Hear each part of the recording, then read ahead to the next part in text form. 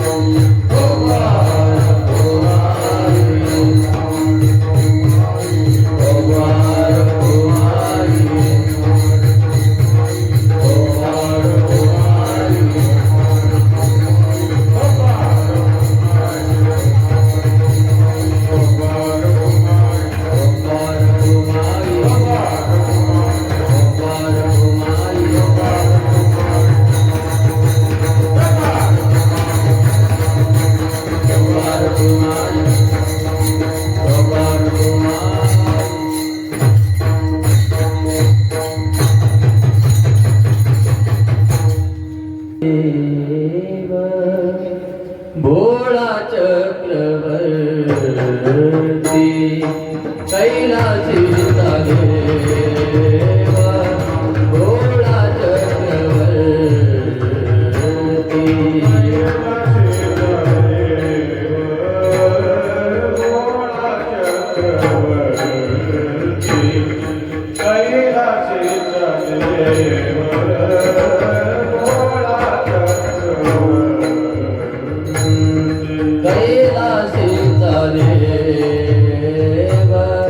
भोळा चक्रवर्ती कैलासीचा देव भोळा चक्रवर्ती कैलासीचा देव भोळा चक्रवर्ती कैलासीचा देव भोळा चक्रवर्ती पार्वतीचा पती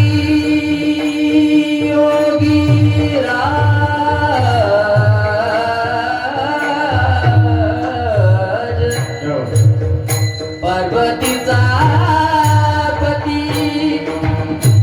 योगीराज योगीराज दयाची बाई माझ दंडवत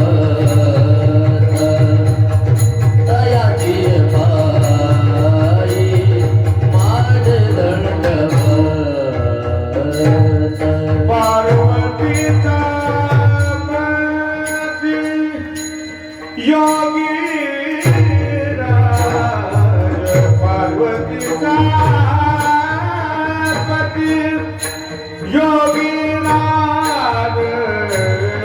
दयाचे पाये मान दंडवत दयाचे पाये माझे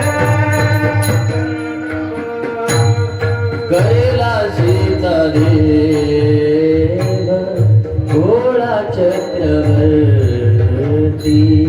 कैलासीचा देव भोळा चक्रवर्ती कैलासीचा देव भोळा चक्रवर्ती कैलासीचा देव भोळा चक्रवर्ती पार्वतीचा पती योगीराज पार्वतीचा पती योगीराज दयाची पायी माझे दंडवत दयाची पायी माझे दंडवत तिचा पती योगीराज पार्वतीचा पती योगीराज दयाचे पाये माझे दंडवत दयाचे पाये माझे दंडवत घडवली चित्त जडोना मी जडो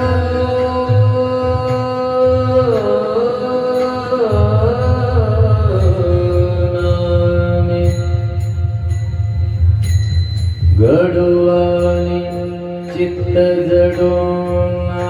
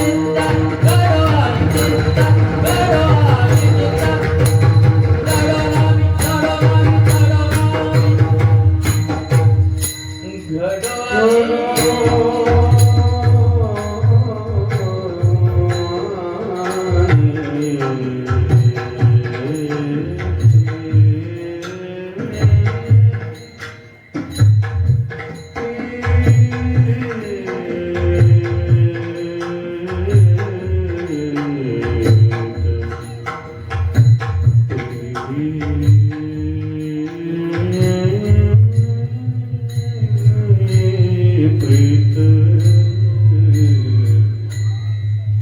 प्रीत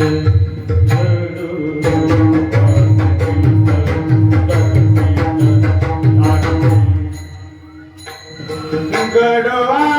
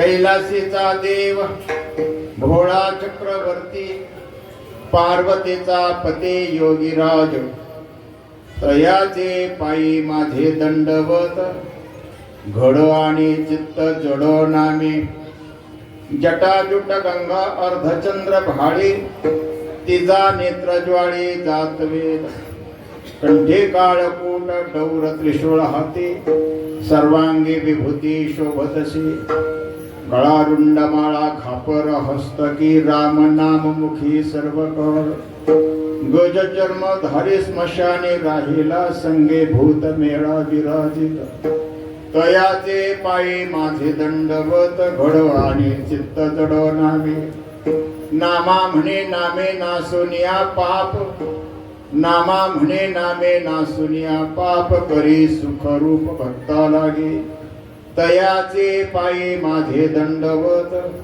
घडो आणि चित्त जडो नामे श्री पंढरीशा पतित पावना श्री पंढरीशा पतित पावना श्री पंढरीशा पतित पावना विज्ञापना पाया पाशी विज्ञापना पाया पाशी अनाथ जीवाचा तुका रविवारी अनाथ जीवाचा तुका रविवारी चराचरे वृंदावनी ऐसे चराचरे वृंदावनी ऐसे चराचरे वृंदावनी लोकाभिरामं रणरंगधीरं राजीव नेत्रं रघुवंशनाथं कारुण्यरूपं करुणाकरन्तं श्रीरामचन्द्रं शरणं प्रपदे मनोजवं मारुततुल्यवेगं जितेन्द्रियां बुद्धिमतां वरिष्ठं वातात्मजं वानरयूथमुख्यं श्रीरामदूतं शरणं प्रपदे कैलासरानाश्वचन्द्रमूर्ति फणीन्द्रमातां कुटीरा कारुण्य सिंधू भोदुःखहारी तुझवीन शंभो मज कोण तारी नमो ज्ञानेश्वरा निष्कलंक जयाची गीती जीवाची ताटिका ज्ञान होय लोका अतिभाविक ग्रंथार्थिया नमो सद्गुरु तुकया ज्ञानदीपा नमो सद्गुरु सच्चिदानंद रूपा नमो सद्गुरु भक्त कल्याण मूर्ते नमो सद्गुरु भास्कर पूर्ण कीर्ती पीठाबहे पादलितं विदूरं हयगिरी दर्शनीयं महती गेहे वृंदावने च प्रचैव्रजतां चन्नितां यस्वपादये सान्निध्यं समाधे अमृतमधुरता निम्मशाखादिव्याप्त गृह्त्वा प्रह्लाद संतम त्वमेव भज जना पादुके दश्च मुक्तिः विठ्ठल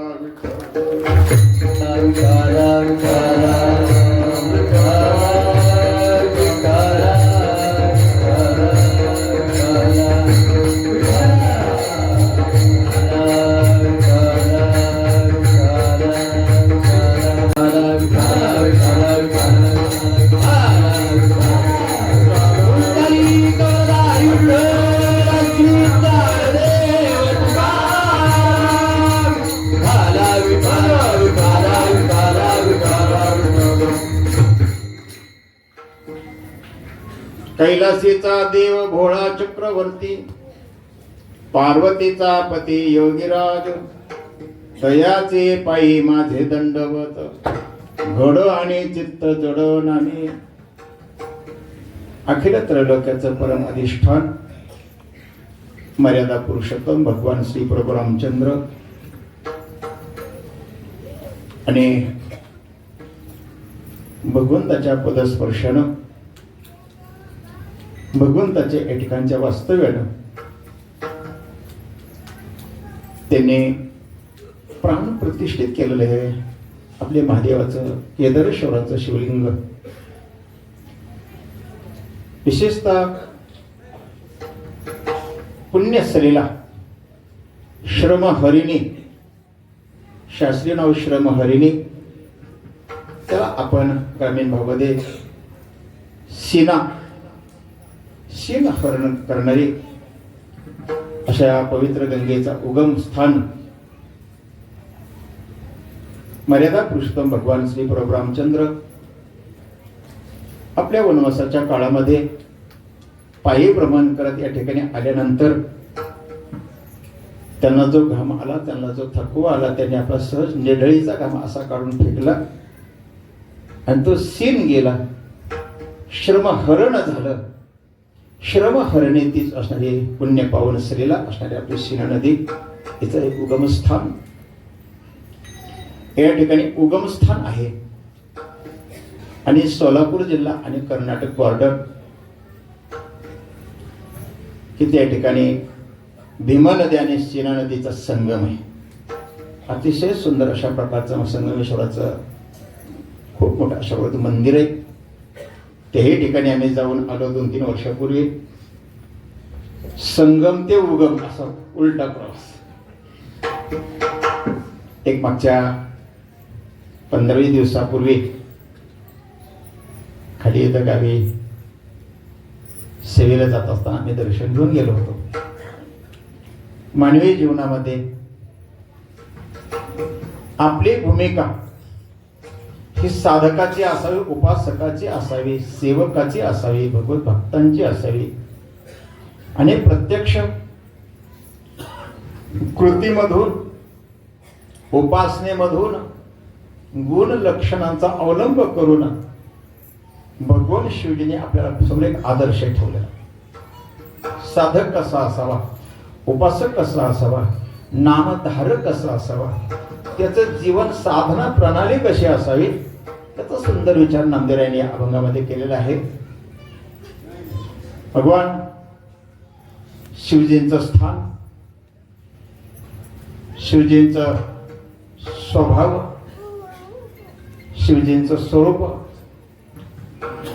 शिवजींच्या अंगी परिधान केलेली महाराज सांगतात की अलंकृत अशा प्रकारची वेशभूषा आणि त्यांच्या नामचिंतनाची फलश्रुती, एकंदरीत हा विचार अभंगामध्ये येऊन गेलेला आहे. श्री क्षेत्र ससीवाडी, महादेव दरा आणि भगवान शिवजींचं, रामप्रभूंचं, मारुतीरायांचं आणि विठ्ठल रुक्मिणी परमात्मा यांचं सुंदर अशा प्रकारचे मंदिर एवढ्या मोठ्या निर्जन स्थानामध्ये पण बहुसंख्य अशा प्रकारचे श्रोते मंडळी आपल्या भगवंतावरती श्रद्धा, भक्ती आणि प्रेम व्यक्त करण्याकरता आपण या ठिकाणी आलो. हा त्रिदिनी कीर्तन महोत्सव या स्थानाचं वैशिष्ट्य की ज्यामध्ये कुठं तपश्चर्या करावी, कुठं साधना करावी, कुठं भक्ती करावी, कुठे उपासना करावी. जसं गीताशास्त्रामध्ये, ज्ञानेश्वरीमध्ये मौली ज्ञानोबरायांनी सांगितलं, निगूढ मठ व्हावा का शिवालय, एकांतामध्ये शुचोदेशी प्रतिष्ठाप्य स्थिरमासनमात्मा, अत्यंत पवित्र स्थळ, एकांत स्थळ. आणि या ठिकाणी मला काळ सारा वाचिंतानी, काळ सारा वाचिंतानी, काळ सारा वाचिंतानी, काळ सारा वाचिंतानी.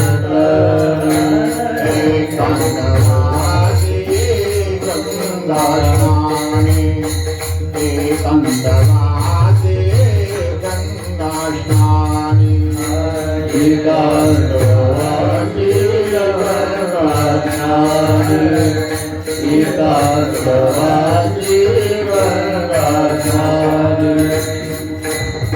देवाचे पूजन, देवाचे पूजन,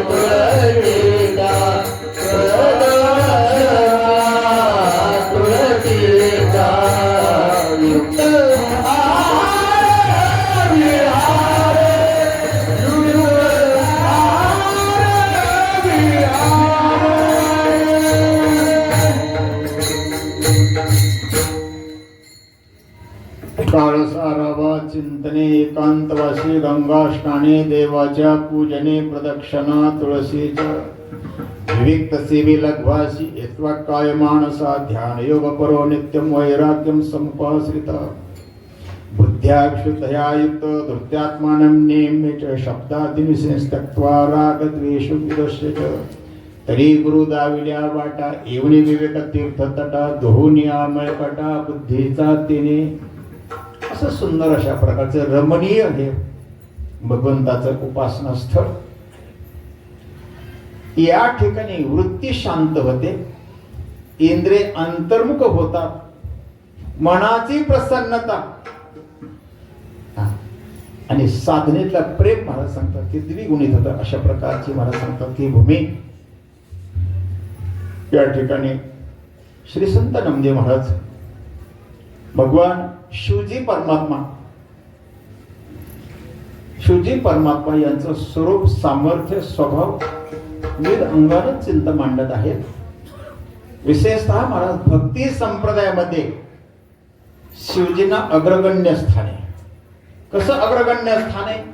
आदिनाथ उमा बीज प्रगटले मच्छिंद्रा लादले, ऐक ना, संपूर्ण भक्तीचा तत्वज्ञानाचा उगम त्यांच्यापासून आहे ना. आदिगुरु शंकरा लागुनी शिष्य परंपरा बोधाचा संसारा झाला जुवा मोते.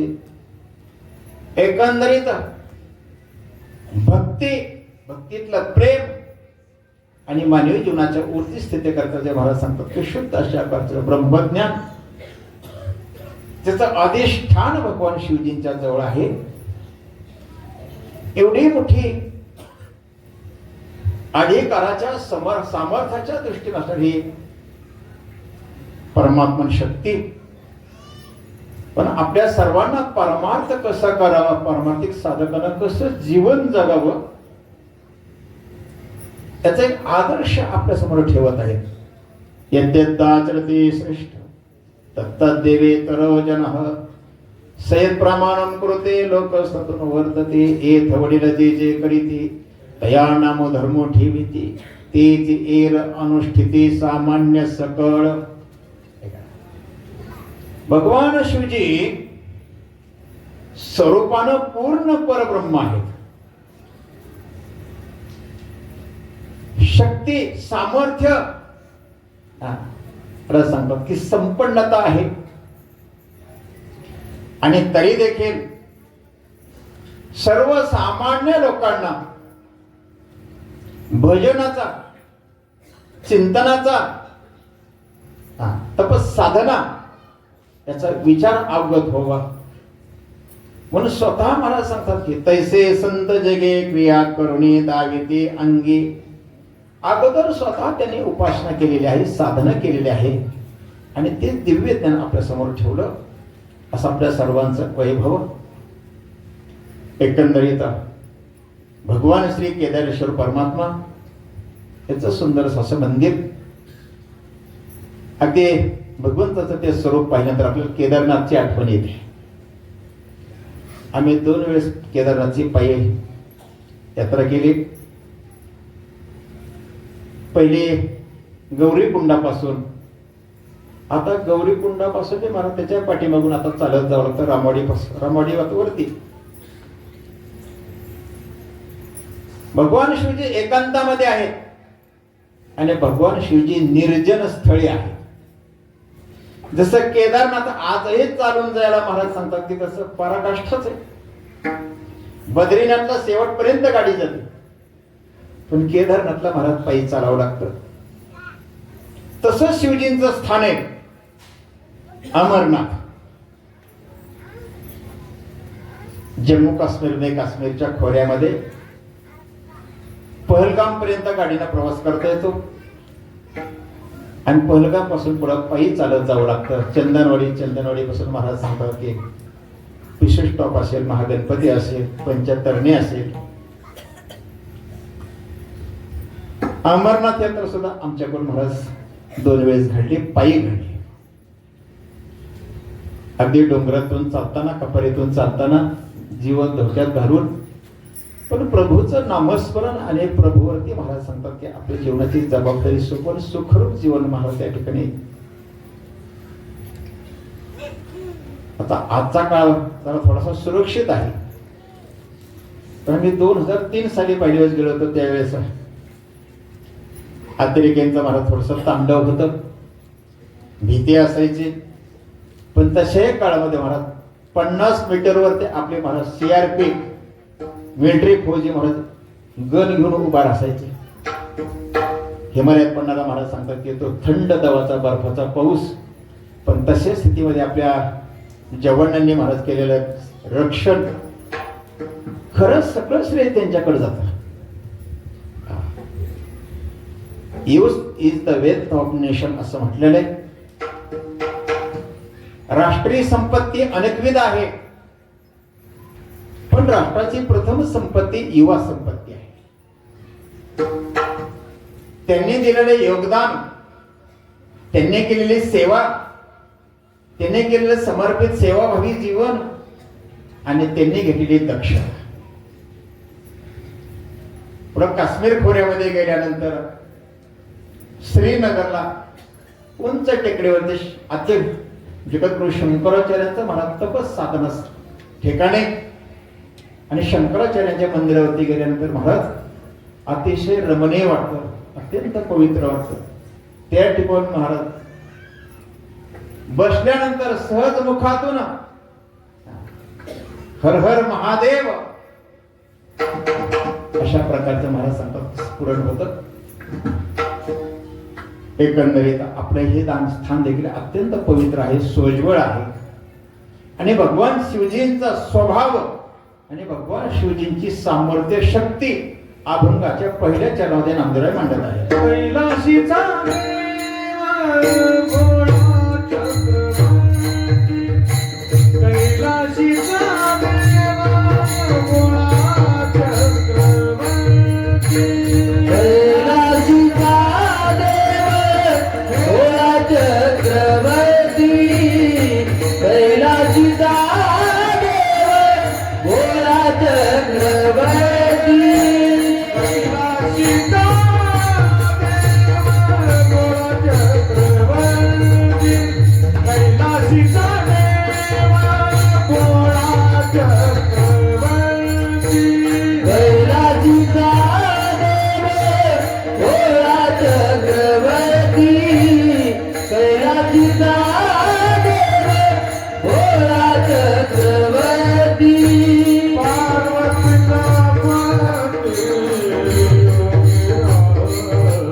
पार्वतीचा पती पार्वतीचा पती योगीराज,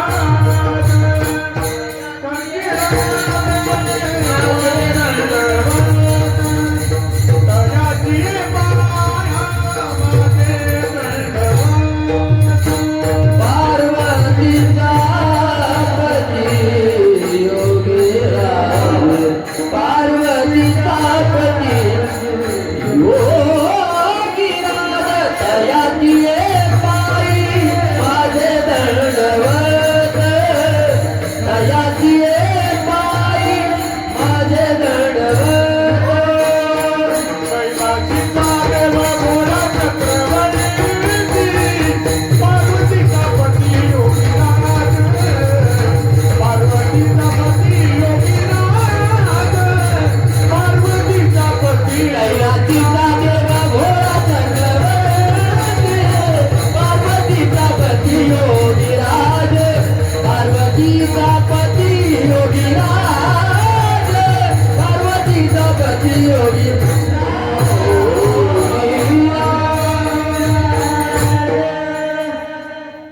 कैलासीचा देव भोळा चक्रवर्ती. कैलास शिखर हे नेपाळचे हे पुढं तिबेट मध्ये आज विराजमान आहे. आपल्याला काठमांडू मार्गे जावं लागतं. तिबेट सरकारची आपल्याला त्या ठिकाणी परवानगी घ्यावी लागते. अत्यंत महाराज दुर्गम स्थान आहे. मानस सरोवर आहे आणि त्या ठिकाणी राजहंस आहे. ते स्थान पाहिल्यानंतर आणखी त्या ठिकाणी जाण्याचं योग आलं नाही, पण स्वप्नात दर्शन झालं कैलास मानस सरोवराचं. आम्ही पायी चालत राहिलेलो आहे, दर्शन घेतोय असं योग यांनी माझ्याकडून मला घातली. असे एक तुरुंग अधिकारी जेलर महादेवजी पवार साहेब, दौंड तालुक्यामध्ये त्यांचं गाव आहे. अत्यंत सात्विक व्यक्ती, चांगल्या पदार्थी विराजमान असताना देखील मला माळेला धक्का लागू दिला नाही. कोरोनाच्या काळात सुद्धा मला धक्का लागू दिला नाही. निष्ठा काय असते, प्रेम काय असतं, साधना काय असतं. त्यांच्या ट्रेनिंगच्या काळामध्ये मला सिनियर लोकांनी, साहेब लोकांनी अरे दिमाग काढ म्हणले, पोलीस क्षेत्राला शोभतं का वगैरे असे बोलले. आपल्यापेक्षा वरिष्ठ आहेत, त्यांना कसं प्रत्युत्तर देऊ नये म्हणून 3-4 वेळेस ऐकून घेतलं. पण त्यांनी खूपच मला तगादा लावण्यात ते सांगितलं, साहेब उजनीच्या काठावरती माझा 13 एकर ऊस आहे. दरवर्षी 2200-2300 टन ऊस जातो. घरची शेती पाहतात, मी MPSC उत्तीर्ण आहे, पण तुम्हाला जर माळ काढा असं वाटत असेल, मी नोकरी सोडतो पण माळ काढत नाही. MPSC मला आणखी कुठेतरी सर्व्हिस मिळून जाईल, पण मी माळ काढत नाही. योगानं त्यांचीच बदली झाली, सिनियरची. जी बदली झाली ती महाराज गडचिरोली. आणि मग ते आपले चिंता करत बसायचे, साहेब हाच एक दिवशी मुलांना कळालं. आणि मैदानामध्ये सर्वांची परेड झाल्यानंतर हा साहेबांच्या केबिन मध्ये गेला, साहेब तुमची बदली कॅन्सल करू का? अरे हा ट्रेनिंग आता माझ्या हाताखाली शिकवतो, मी वरिष्ठ आहे, हा माझी बदली कॅन्सल करू का? पण नाही म्हणावं तर कधी कोणाचे कसे संबंध असते काही सांगता येत नाही. त्यावेळेस दौंडचे आमदार रमेश आप्पा थोरात आणि आपल्या महाराष्ट्र राज्याचे गृहमंत्री आबा होते. त्याने रमेश आप्पांना सांगितलं, आबांना सांगितल्यावर 3ऱ्या दिवशी त्यांची बदली कॅन्सल आहे असं लेटर आलं. पुन्हा ते साहेब जोपर्यंत त्या ठिकाणी तोपर्यंत माळकाड म्हणलेच नाही. ही माळेची ताकद. आपली निष्ठा असेल, आपली श्रद्धा असेल, आपली भक्ती असेल, म्हणे त्याची फळ, तुका म्हणे त्याची फळ, निश्चयाचे बळ तुका म्हणे त्याची फळ. निश्चयाचे बळ तुका म्हणे त्याची फळ, तुका म्हणे त्याची फळ, तुका म्हणे त्याची फळ, त्याची फळ. निश्चयाचे बळ का म्हणे तीच निष्ठावंत भाव भक्तांचा स्वधर्म निर्धार हे वर्म चुकू नये. देह जाव अथवा राहू पांडुरंगे दृढ भाव, चरण न सोडी सर्वथा आन तुझे पंढरीनाथ. फोटो हे मस्तक तुटो हे शरीर, फोटो हे मस्तक तुटो हे शरीर. बुटो हे मसा, तुटो हे शरीर, बुटो हे मसा, तुटो हे शरीर.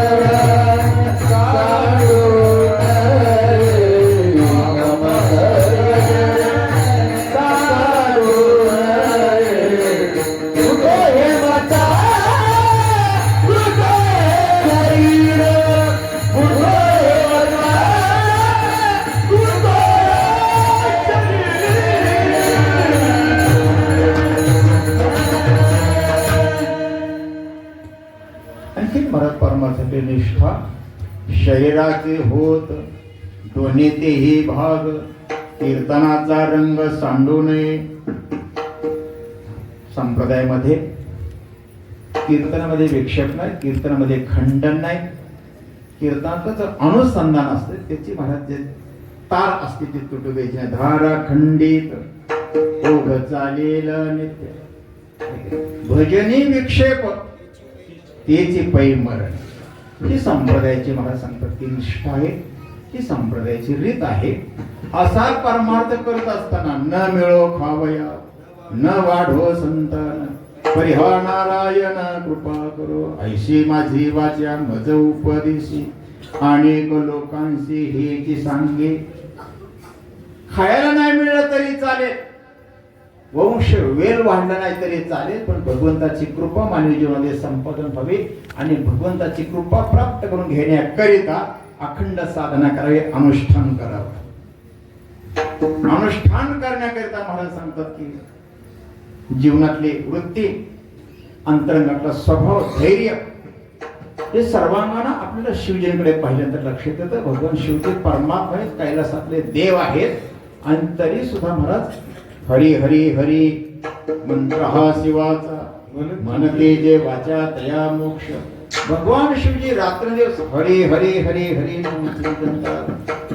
राम राम उत्तम अक्षरे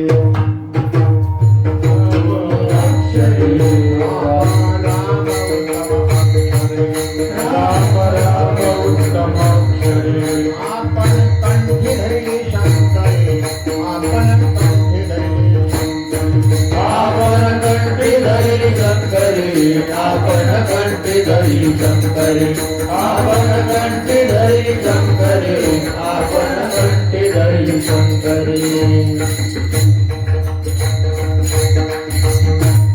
राम राम उत्तम अक्षरे आपण कंठी धरिले शंकरे. तैसे तारक उत्तम तिहे लोक हळहळ केले शिवाले.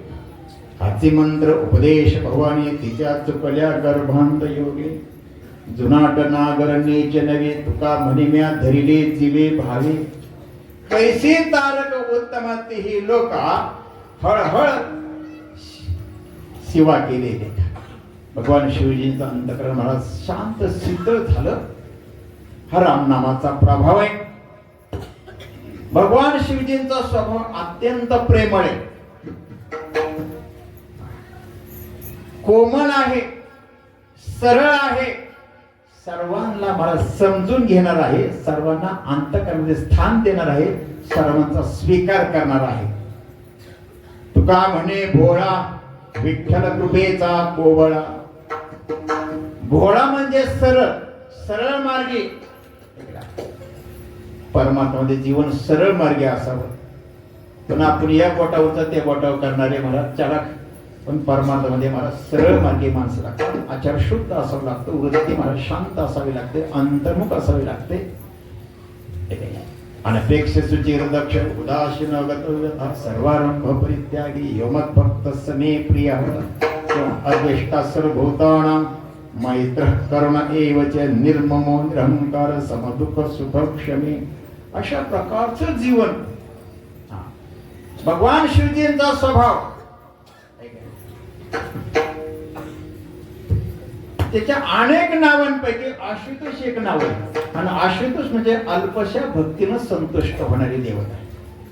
त्यातही महाराज अशा निर्जन स्थानात ह्या देवता असतात ना, थोड्याशा भक्तीनं सेवेनं भक्तांवरती कृपा करतात, दया करतात, करुणा करतात. म्हणून एकांतातली सेवा ही रमणीय सेवा आहे. भगवान शिवजींनी नामचिंतनातलं सातत्य आणि भक्ती उपासनेचं महाराज त्यांचं जीवन पाहून सहज अल्प काळामध्ये स्वल्प साधनेनं उद्धार केलाय. देवे केले कैसे कैसे उद्धरिले अनायसे. ऐका नवलायाचे ठेव नेनता हे भक्तिभाव. कैलासाशी नेला बिल्ला पानेडी बैसला. पंखाच्या फडकाली उद्धरुनी गेली घारे. चोरे पिंडी दिला पावत्या पूजने धाय देव. असं तुकाराम महाराजांनी वर्णन केलेले. शिवरात्रीचं कथा ऐकत असताना मला सांगतात की एका व्याधाला पारध्याचा सुद्धा उद्धार मला शिवरात्रीच्या दिवशी भगवान शिवजींनी केला. का तर त्याच्याकडून न कळत त्या दिवशी उपवास भेटला. न कळत महाराज सांगतात की बिल्व दळ भगवान शिवजींच्या शिवलिंगावर त्यांनी समर्पित केली आणि मला न कळत नामस्मरण त्याच्या मुखातून गेलं. शिव शिव शिव सांब सदा शिव शिव शिव शिव शिव सांब सदा शिव अशी दिंडीतली लोक म्हणत होती. हे काय वेड्यासारखं म्हणतात पण हे तसंच गुणगुणत होत. सहज म्हणता म्हणता त्याचा उद्धार झाला. हा भगवान शिवजींचा स्वभाव, याला भोळा म्हणतात. आणखीन दुसरा, पंखाच्या फडतकारी धरुणी नेली घरी. एक घृताचे नावाचे अप्सरा ब्रह्मशापाने ती घार झालेले आणि ते आकाशामध्ये उंच भरारी घेत असताना एका अरण्यामध्ये एका बिलवृक्षाखाली शिवलिंग होत. ती घात तिला भक्ष्य मिळालं नाही. ती दमली थकली आणि त्या शिवलिंगावरती येऊन बसली आणि तिचा सीन घालवण्याकरिता, थकवा घालवण्याकरिता, जसं रामप्रभूने इथं घाम टाकलं ना, ऐक ना, ही सिनामाय, तशी त्या गहारीनं आपला सीन थकवा घालवण्याकरिता आपले पंख असे पसरले आणि असे फडफडले. ग्रीष्म काळ आहे, उष्णता आहे आणि माध्यानाची दुपारची वेळ आहे. भगवान शिवजी म्हणले, कोण माझा भक्त बर? मला म्हणले एसीनं हवा घालतोय, म्हणले मला पंखेने हवा घालतोय. भक्ती होती का त्या घारीची? पण तरी सुद्धा त्याची कृती भगवान शिवजीने भक्ती समजावून तिचा उद्धार केलाय. पंखाच्या फडतकारी उद्धरुणी नीली घारी. एक चोर चोरी करण्याकरता एका नगरीमध्ये शिरलेला आहे. त्याने चोरी केली. चोरीचं सगळं साहित्य घेतलं. त्याची चाहूल महाराज सांगतात की त्या नगरीतल्या काही सेवेकऱ्यांना लागली, राजाच्या सैनिकांना लागली आणि त्या चोराचा त्याने पाठलाग सुरू केला. हा चोर पायी होता, ते राजाचे सैनिक घोड्यावरती होते. तो म्हणला आता आपण पकडल्या जाऊ. त्याच्यापेक्षा त्याने हातातलं सगळं सामान वाटेवर टाकून दिलं आणि थोडासा आऊट. सैन्य महाराज जंगलात झाडात निघून गेला. सैनिकांना ते सगळं चोरीने सापडलं. त्याने परत चोराचा महाराज शोध घ्यायचा सोडून दिला. हा चोर फिरत फिरत पहाटेच्या वेळी थोडीशी सांज वेळ दिसायला सुरुवात झाली. तो म्हणला आपण चोरच आहे, रिकाम्या हाताने घरी जायचं नाही, काहीतरी चोरून न्यायचं. काय चोरून न्यायचं? त्याने एकांतातलं शिवलिंग पाहिलं आणि शिवलिंगामध्ये महाराज सांगतात की गाभाऱ्यामध्ये अशी उंचचे उंच महाराज पंचधातूंची घंटा होती. की जे घंटा वाजून तर महाराज तिच्यातला जो नाद आहे 3-4 किलोमीटर महाराज लांब जात होता. अशी पंचधातूंची असणारी ती घंटा. मला ही घंटा चोरून न्यायची, घंटा चोरून न्यायची. पण महाराज त्या लोकांनी देखील सेवेकऱ्यांनी कोणी किंवा धक्का लागून थोडीशी उंच बांधलेली, त्याचे हात काय त्या ठिकाणी पुरत नव्हते. काय करावं काय करावं, त्याने पिंडीवरच पाय दिला. पिंडीवर पाय दिला तरी हात येणार. मग महाराज तो चावड्यावर असं वरती आला आणि चावड्यावरती आल्यावर माझा घंटा काढायचा प्रयत्न करू लागला. भगवान शिवजी म्हणले, कोण माझा भक्त? म्हणजे माझा अंग तुडवतोय, मला मालिश करतोय, माझं अंग मर्दन करतोय. त्याची ती कृती भक्ती समजून भगवान शिवजीने त्याचाही उद्धार केला. चोरे पिंडे दिला पाव त्या पूजने धाय देव. हा भगवान शिवजींचा स्वभाव आहे. याला तुकाराम महाराज भोळा म्हणतात, याला नामदेव महाराज भोळा म्हणतात. कैलासीचा देव भोळा. भोळा स्वभाव आहे पण सामर्थ्य काय? चक्रवर्ती. चक्रवर्ती राजे कैलास राणा शिवचंद्र मौली फणींद्र माथा. चक्रवर्ती होता येतो. चक्रवर्ती म्हणजे सार्वभौम राज्य. आपल्या भारत देशातले शेवटचे चक्रवर्ती राजा महाराज सम्राट अशोक, कलिंगचा राजा. त्याच्यानंतर महाराज आपल्या देशाचे शकल पडले, थोडे थोडे लहान मोठे संस्थान निर्माण झाले. पण शेवटचा चक्रवर्ती राजा अशोक, म्हणून त्याला आपल्या भारताच्या राजमुद्रेवरती महाराज अशोक चक्र आहे. तिथे शांतीचा प्रतीक आहे. त्याला 24 आरे आहेत. 24 असणारं चक्र हे शांतीचं प्रतीक आहे, स्थिरतेचं प्रतीक आहे. असो, चक्रवर्ती भगवान शिवजी आहेत आणि भगवान शिवजीसाठी उपासना सेवा केली तर आपल्याला देखील महाराज चक्रवर्ती होता येत. काय चक्रवर्ती होता येत?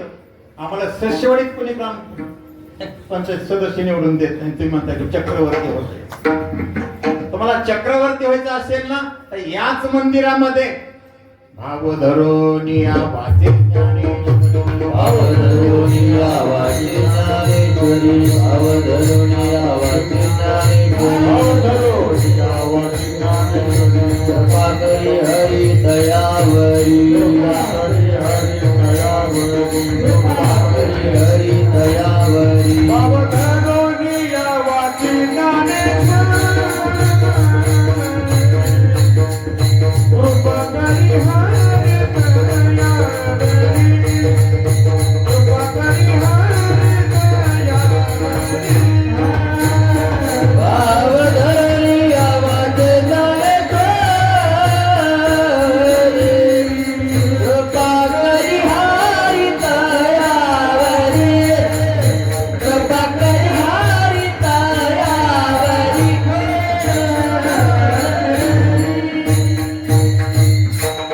भाव धरुण्या वाचे ज्ञानेश्वरी, कृपा करी हरी दयावरी. कोण सांगते? स्वमुखी आपण सांगे तू. आहे का ना? श्री गीता हा प्रश्न अर्जुनेशी. तुम्ही ज्ञानेश्वरी पारायण करा, तुम्ही गीतेचं पारायण करा, तुम्ही महाराज सांगतात की चक्रवर्ती व्हाल. हे प्रत्यक्ष महाविष्णू सांगतायत. आणखी कोणी सांगायचं?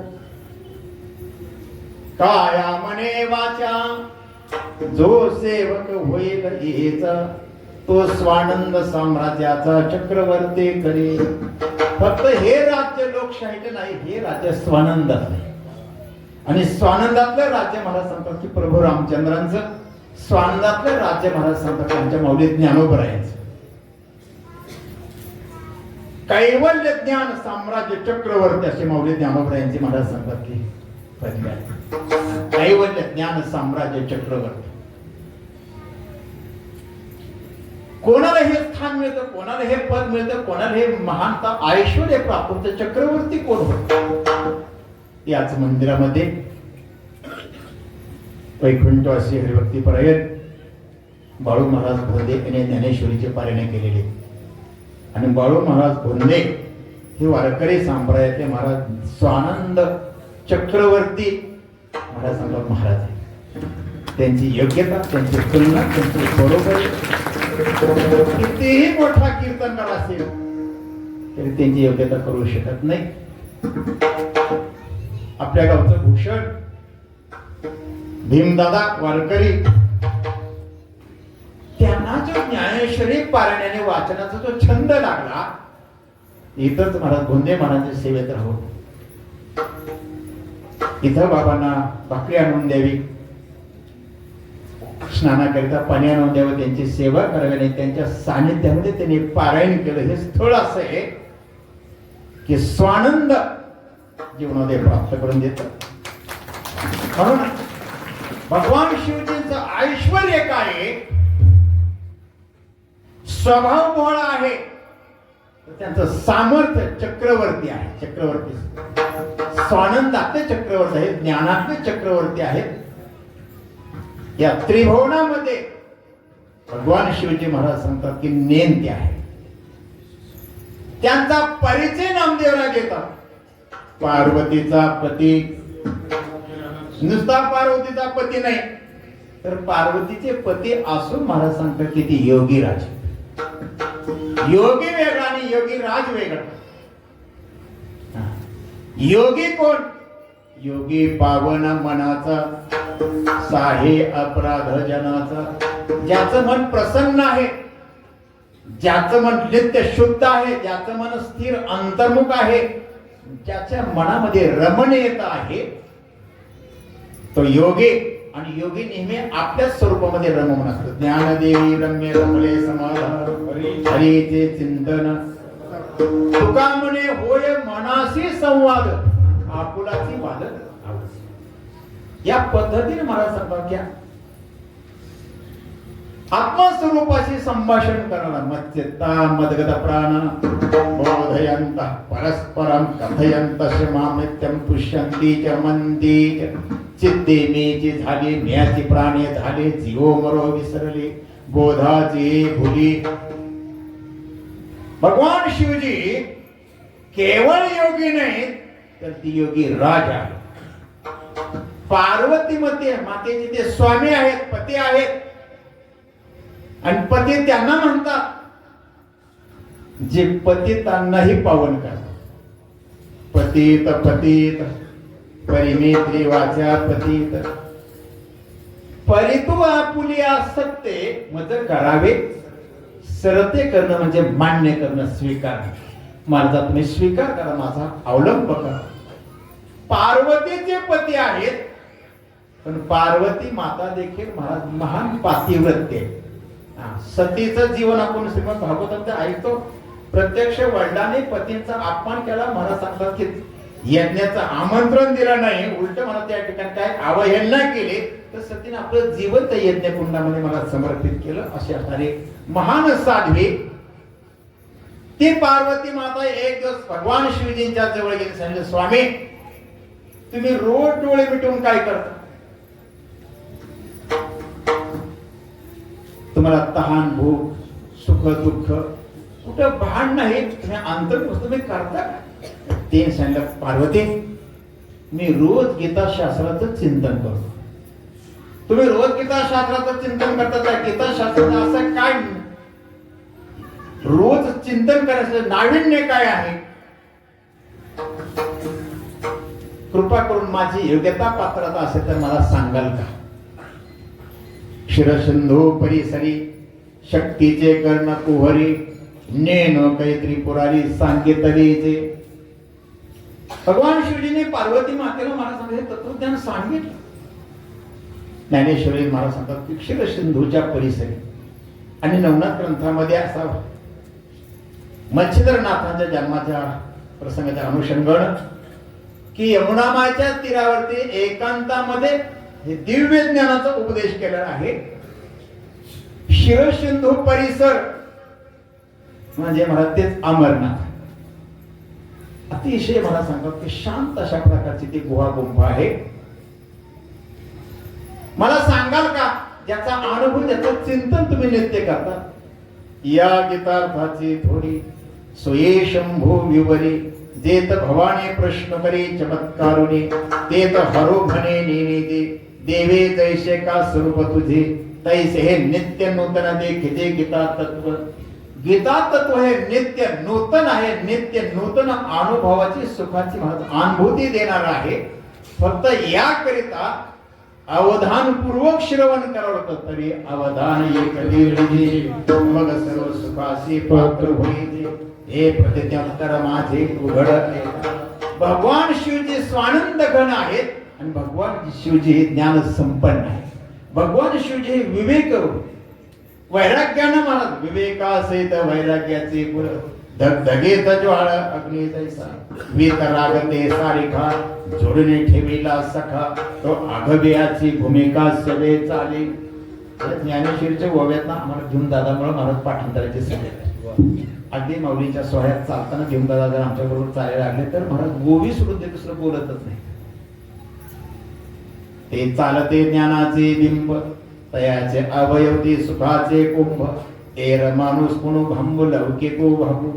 महाराज बोलणेच नाही आता देवाबी न काही ही त्यांची स्थिती गुण लक्षण आहे. ते तुमचे भीमदादा तुमचे म्हणजे आपले सर्वांचे वारीमध्ये म्हणा ते दादा म्हणूनच सर्वांना परिचय भीमदादा. पण त्यांच्या ठिकाणी महाराज सांगतात ही ज्ञानेश्वरीची रुची आवड गोंदे बाबांच्या मुळे महाराज सांगतात की प्राप्त झाली. असे रमणे आणि महाराज तपस्थान आहे. तप करण्याकरता चिंतन करण्याकरता अत्यंत महाराज सांगतात की शुद्ध भूमी आहे. अशा शिवजींच्या चरणे माझं जीवन नतमस्तक असं त्यांच्या आपल्या पायावरती दंडवत आणि त्यांच्या राम नामाचे महाराज सांगतात की माझ्या ठिकाणी माझं चित्त जडून राहावं. अभंगाचं दुसरं चरण तयाची बाई माझे दंडवत तयाची बाई माझे दंडवत बाई माझे दंडवत माझे दंडवत तयाची ये बाई माझे दंडवत तयाची ये बाई माझे दंडवत दयाची बाई माझे दंडवत दयाची बाई माझे गडवानी चित जडोनावी गडवानी चित जडोनावी गडो आणि चित जडोनावी जडोनावी तयाची ये बाई माझे दंडवत तयाची ये बाई माझे दंडवत गडवाणी प्रीत जडो नावी गडवाणी प्रीत जडो नावी गडवाणी प्रीत जडो नावी गडवाणी दयाची बाया माझे दंडवत दयाची बाया माझे दंडवत तयाची ये बाई माझे दंडवत घडो आणि चित जडो नावी घडो आणि चित जडो नावी दयाची बाया माझे दंडवत गडाने प्रीत जडो नावी गडाने प्रीत जडो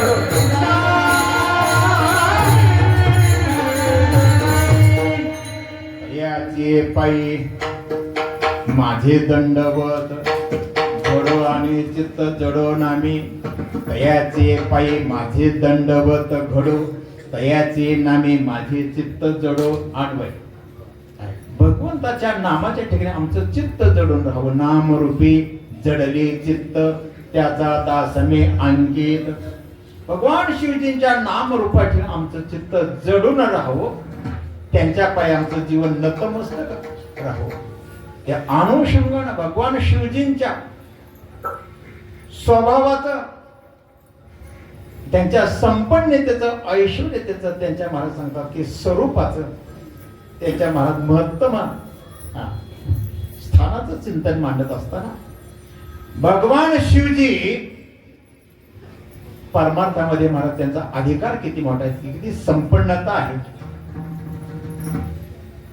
एकंदरीत ज्यावेळेस समुद्र मंथन करताना समुद्र मंथन करण्याचा प्रसंग एक वेळ दुर्वास मुनी प्रवास करत असताना महाराज इंद्र लोकांमध्ये गेलेले आणि त्या ठिकाणी महाराज इंद्र समोर आल्यानंतर ते आपल्या ऐरावतावरून महाराज बसून आलेला इंद्र वरती खालून उतरलेला आहे आणि आपल्या गळातील महाराज सुमनांची माळ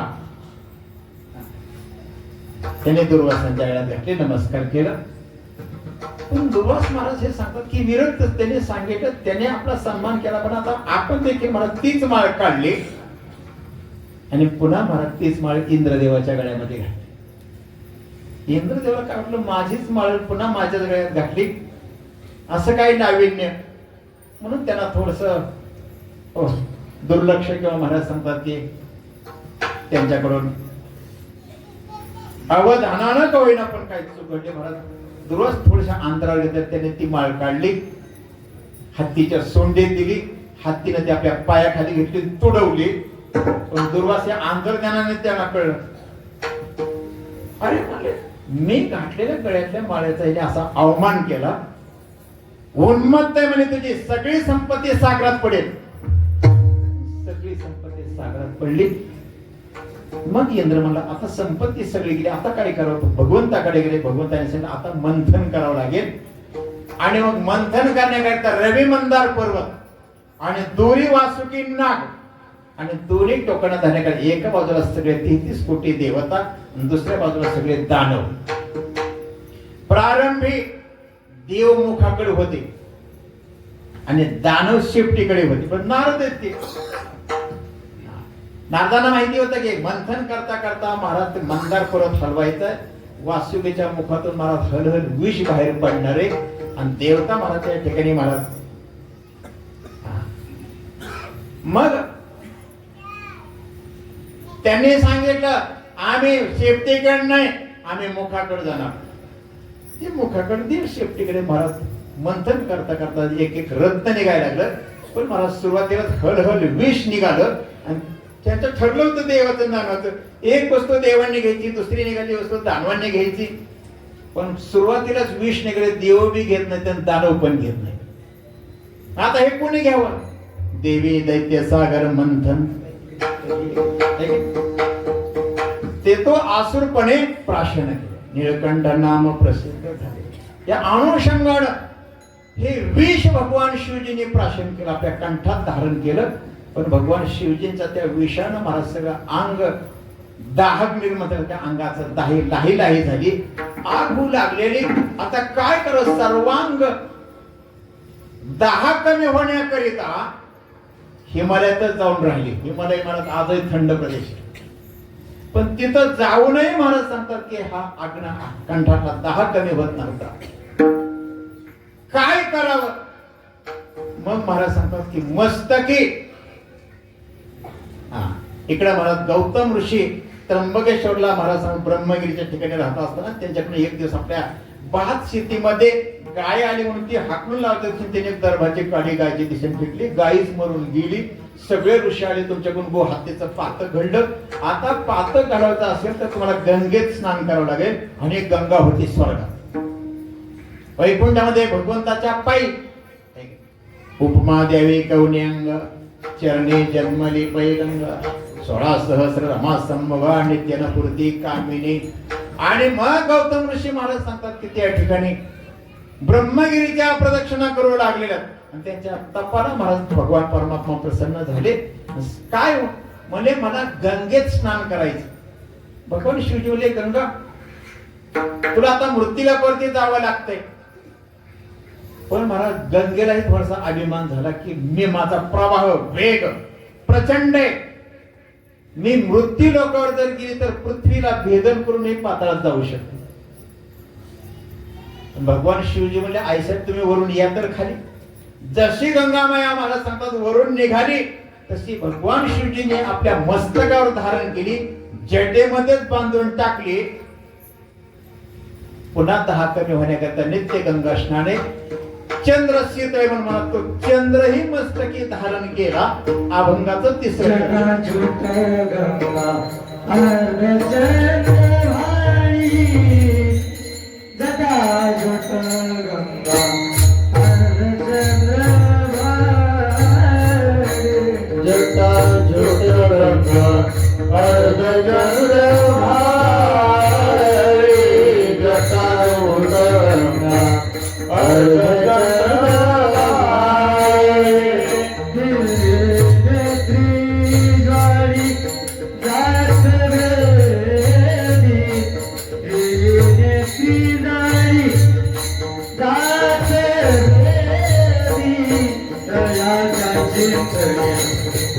दयाची हे पायी माझे दंडवत. दयाची हे पायी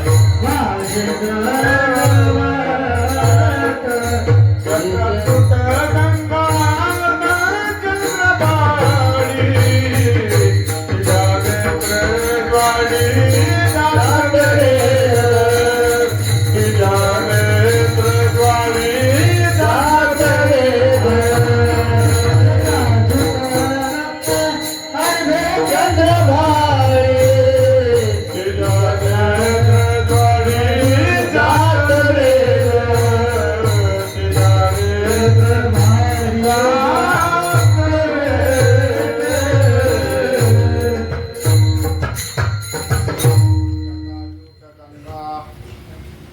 अर्धचंद्र भाडे भगवान शंकराने आपल्या जटेतच गंगेला धारण केलं.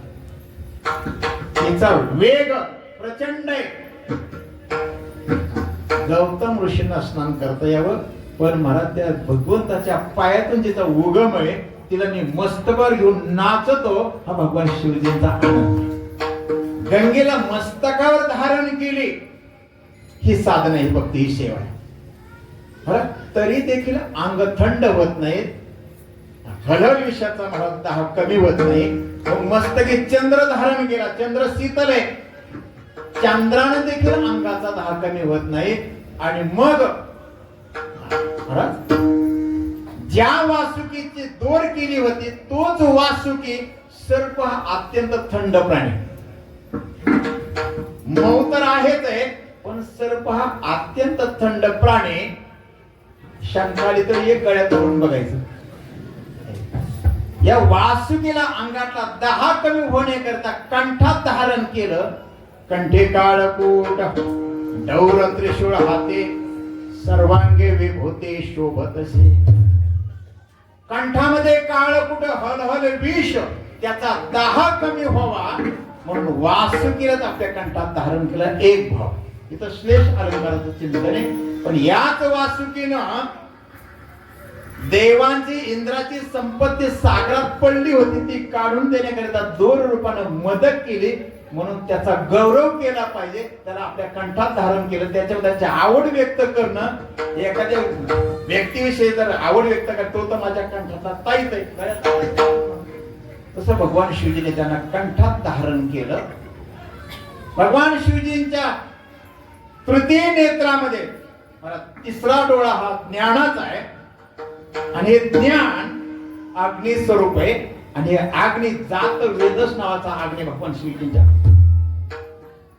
अग्नीचे वेगवेगळे प्रकार आहेत. यज्ञकांडामध्ये मला त्याचं चिंतन आले. पण भगवान शिवजींच्या जे डोळ्यामध्ये तृतीय नयनामध्ये भूमध्यमध्ये जो तिसरा डोळा त्याचा जो अग्नी तो जात वेदस नावाचा आहे. आणि जात वेदस नावाचा अग्नी यज्ञातून प्रगट होतो. आणि हाच अग्नी जालेंद्रनाथांच्या वेळेस म्हणतात यज्ञकुंडातून जालेंद्र प्रगट आहे तो अग्नी आहे. ज्याच्यातून दशरथ राजाला पायस पात्र अग्नीने दिलं तो अग्नी जात वेदस आहे. भगवान शिवजी वासुकीला हे कंठात धारण करतात. आणखी भगवान शिवजींचं लेण गळा रुंडमाळा खापर हस्तके राम नाममुखी सर्व काळ. भगवान शिवजींच्या गळ्यामध्ये रुंड माळ आहे. रुंड म्हणजे मुंडक्यांच्या माळ आहे. ही मुंडकी कोणती होती तर जी महाराज सांगतात की मुख सदैव शिव नामाचं भजन करतात. भगवान शिवजींनी ती सगळी मस्तक आपल्या धारण गळ्यात धारण केले. नामस्मरण करणारे जे भक्त आहेत त्यांची ती मस्तक आहेत.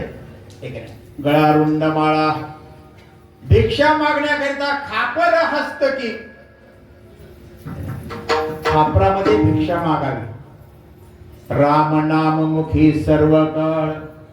आणि भगवान शिवजीच्या मुखामध्ये मला सर्व काळ राम नाम आहे. वस्त्र परिधान गज चर्मधारी स्मशानी राहेला संगे भूत मेळा विराजित. गज चर्म किंवा काही ठिकाणी व्याघ्रांबर असं म्हणजे वाघाची कातडी कपडा म्हणून अंगाला गुंढळे. सगळ्या अंगाला भस्म लावलेले. गळ्यामध्ये रुंडमाळा आहे. मुखामध्ये राम नाम आहे. आणि सरे महाराज विरक्त साधकाची लक्षण आहेत. साधना करावी पण साधक होऊन करावी. एक तुकाराम महाराजांचा अभंग आहे. विठ्ठल विठ्ठल साधकाचे दशा सौदास असावी उपाधी नसावी अंतर्बाह्य ललोप्यता काही निद्रेसी दिनावे भोजन करावे परिमित एकांती लोकांशी स्त्रियांशी भाषण प्राण गेल्या जाण बोलू नये. स्मशानात जाऊन राहिले आणि स्मशानामध्ये वैराग्य नित्य जिवंत आहे. या अनुषंगाने जिथं संपूर्ण त्रिगुण भस्म होत प्रत्येकाचं मानसे जाळी ते ठिकाणी त्याला स्मशान म्हणतात. अशा स्मशानामध्ये लोक तिथे गेले लोकांना वैराग्य होतं. काय खरं नाही. जीवन म्हणजे पाण्याचा गुडवर हात आहे तर मग नाही असं तिथं बसल्या भाषा करतात. तर घरी आलं की पुन्हा महाराज मागचे पाडे सुरू. पण भगवान शिवजी स्मशानात राहतात नित्य वैराग्य धारण करून रामनामाचं चिंतन करतात. तयाचे पायी माझे दंडवत घडो आणि चित्त जडो नामी विठोबा रघुमाई रघुमाई रघुमाई